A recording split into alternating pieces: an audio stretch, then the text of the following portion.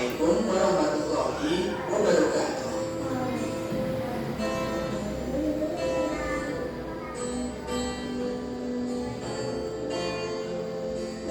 Sunat-sunat puasa. Ada beberapa hal yang disunahkan dalam berpuasa, yaitu menyegerakan berbuka puasa. Orang yang menyegerakan berbuka puasa senantiasa berada dalam kebaikan. Rasulullah SAW bersabda, senantiasa manusia berada dalam kebaikan selama mereka menyegerakan berbuka puasa. Hadis riwayat Bukhari dan Muslim. Berbuka dengan kurma atau sesuatu yang manis.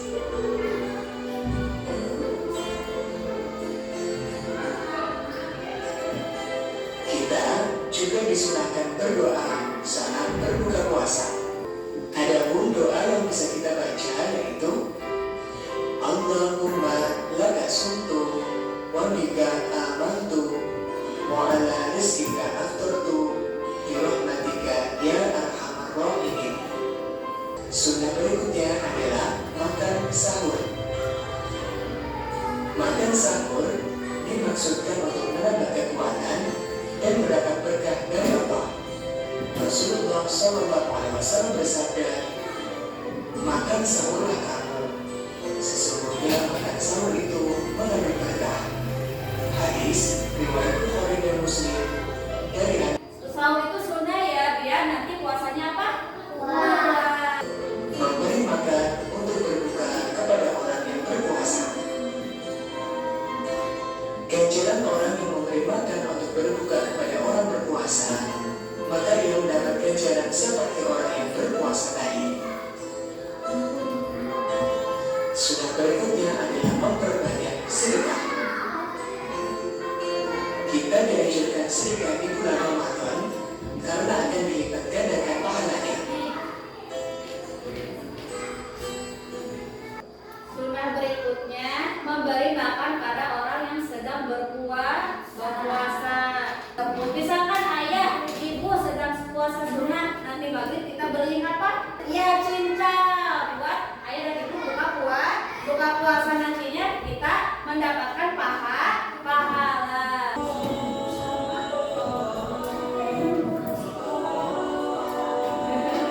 Orang marah ya? Boleh marah lagi puasa ya? Tuh marah tak boleh.